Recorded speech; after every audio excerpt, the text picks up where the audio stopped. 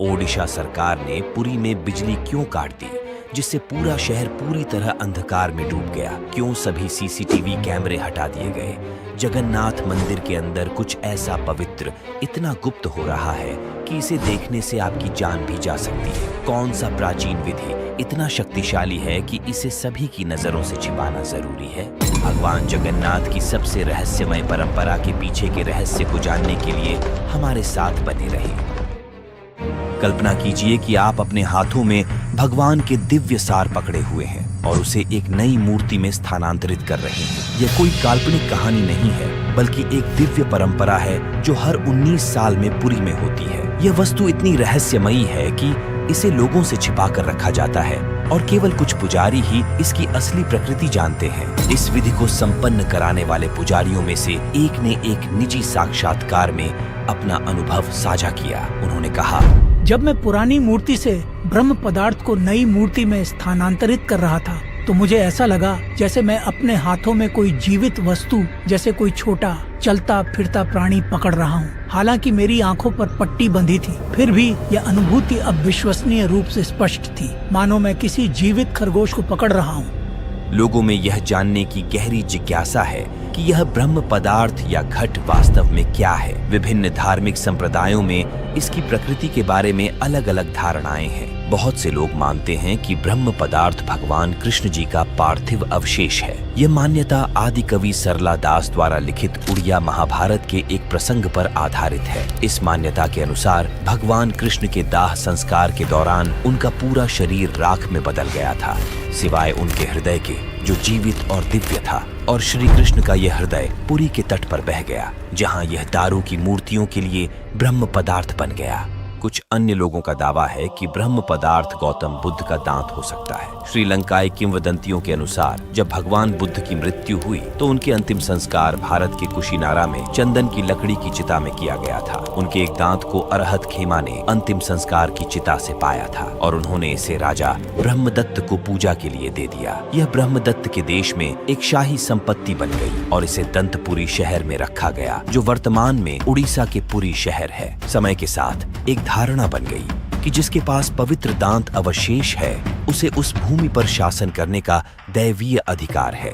दांत अवशेष को अपने कब्जे में लेने के लिए युद्ध लड़े गए। भगवान बुद्ध की मृत्यु के 800 साल बाद दांत कलिंग के राजा गुहासीव के कब्जे में आ गया। उड़ेनी शहर से दंता नामक एक राजकुमार, जो बौद्ध बन गया था, पवित्र दांत की पूजा करने आया। राजा गुहासीव उससे प्रसन्न हुए और उसे अपनी बेटी हेममाला से विवाह करने दिया। इस दांत की वजह से कलिंग को कई आक्रमणों का सामना करना पड़ा था। ऐसे ही एक हमले में राजा गुहासीव की मौत हो गई, लेकिन उनकी बेटी हेममाला और दामाद दंता बुद्ध के दांत के साथ श्रीलंका भागने में सफल रहे। हेममाली ने अवशेष को अपने केश आभूषण में छिपा लिया और सेना से भाग गए। इस पवित्र दांत की पूजा अब श्रीलंका के कैंडी में श्री दलदा मालीगावा मंदिर में की जाती है, इसलिए यह दांत ब्रह्म पदार्थ नहीं हो सकता। एक अन्य मान्यता यह दावा करती है कि श्री जगन्नाथ की मूर्ति के अंदर ब्रह्म पदार्थ एक जीवित शालिग्राम और सोने की पत्ती पर बना श्री गोपाल यंत्र है। श्री बलभद्र की मूर्ति में ब्रह्म पदार्थ के रूप में शैव यंत्र के साथ सोने का शिवलिंग है। देवी सुभद्रा की मूर्ति में सोने की प्लेट पर बना भुवनेश्वरी यंत्र है और श्री सुदर्शन के ब्रह्म पदार्थ एक शालिग्राम और सोने से बना श्री नृसिंह यंत्र है। इनमें से किसी भी धारणा को सत्य साबित करने के लिए कोई अधिकृत कथन या स्पष्ट सबूत नहीं है, लेकिन माना जाता है कि यह वस्तु बहुत दिव्य है, पवित्र ऊर्जा से भरी हुई है, जो एक अदृश्य शक्ति से स्पंदित होती है। हमारे पिछले वीडियो में हमने नवकलेवर विधि के बारे में चर्चा किए थे, जिसमें हमने पवित्र नीम की लकड़ी से 3 देवताओं की मूर्तियां बनाने तक की विधि बताए थे। नई मूर्तियों के निर्माण के बाद उन्हें मुख्य मंदिर के अंदर अनसर पिंडी में लाया जाता है और पुराने देवताओं के सामने रखा जाता है। यह कार्य अत्यंत गोपनीयता के साथ किया जाता है और इस समय भगवान को देखने के लिए किसी को भी अंदर जाने की अनुमति नहीं होती है। घट परिवर्तन या ब्रह्म पदार्थ का परिवर्तन आषाढ़ कृष्ण चतुर्दशी की रात में पति महापात्रों द्वारा किया जाता है। जरा सब्र एक शिकारी जिसने आषाढ़ कृष्ण चतुर्दशी तिथि के दिन गलती से श्री कृष्ण के चरण कमलों पर बाण चला दिया था, इसलिए नवकलेवर का उत्सव आषाढ़ के कृष्ण पक्ष की चतुर्दशी को मनाया जाता है। आमतौर पर पति महापात्रों में से 3 सबसे बुजुर्ग व्यक्ति रहस्यमय ब्रह्म पदार्थ के हस्तांतरण का यह गुप्त अनुष्ठान करते हैं। इस महान परिवर्तन का अधिकार केवल दैत्यपतियों को दिया जाता है, क्योंकि उन्हें सबरों का वंशज माना जाता है, जो भगवान जगन्नाथ के पहले उपासक थे। यह समारोह रथ उत्सव से 3 दिन पहले होता है। घट परिवर्तन की इस प्रक्रिया के दौरान दैतापतियों को कुछ सख्त नियमों का पालन करना होता है। तीनों देवताओं के तीनों दैतापतियों की आंखों पर पट्टी बंधी होनी चाहिए। घट परिवर्तन की पूरी प्रक्रिया के दौरान उन्हें अपने हाथों पर भगवान जगन्नाथ के कपड़े का एक टुकड़ा बांधना होता है। वे पूरे दिन मंदिर के अंदर उपवास और ध्यान करते हैं। आधी रात के बाद ही ब्रह्म पदार्थ का स्थानांतरण होता है, और वह भी पूरी तरह मौन रहकर। ब्रह्म पदार्थ को स्थानांतरित करने से पहले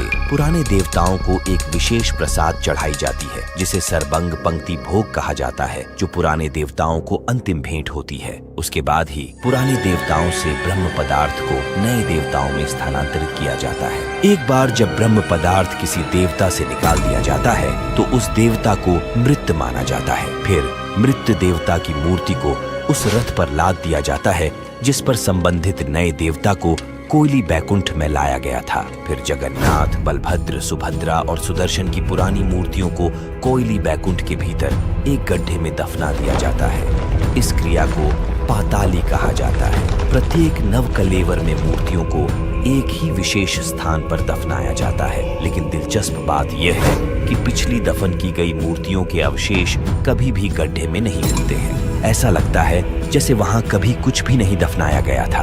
ये है भगवान के दिव्य चमत्कार। इस दौरान न केवल श्री मंदिर बल्कि पूरी शहर अंधेरे में रहता है। कहा जाता है कि अगर कोई भी बाहर से इस गुप्त विधि को देख लेता है, चाहे वह छत से हो या कहीं और से, तो उसकी मौत निश्चित है। इसलिए ओडिशा सरकार ने इस रात पूरे शहर में बिजली काटने का आदेश देते हैं। साथ ही मंदिर परिसर से सभी सीसीटीवी कैमरे को हटा दिया जाता है। ब्रह्म पदार्थ को पुराने से नए देवताओं में स्थानांतरित करने के बाद नई मूर्तियों को सोने के आभूषणों और पाट वस्त्र से सजाया जाता है। पूरी प्रक्रिया में 12 घंटे तक लग सकते हैं। दूसरे दिन की सुबह नए देवताओं को वेदी पर बैठाया जाता है। मंदिर की दैनिक दिनचर्या लगभग 58 दिनों के बाद फिर से शुरू होती है। नए देवताओं को सुगंधित फूलों की माला और नए वस्त्र दिए जाते हैं। भोग अर्पित किया जाता है और पूजा की जाती है। अभी भक्त फिर से मंदिर में प्रवेश कर सकते हैं। तीसरे दिन नए देवता रथ उत्सव के लिए मंदिर से निकलते हैं। नवकलेवर दुनिया भर से लाखों लोगों को पूरी आकर्षित करता है, और ये भारत के सबसे बड़े त्योहारों में से एक है।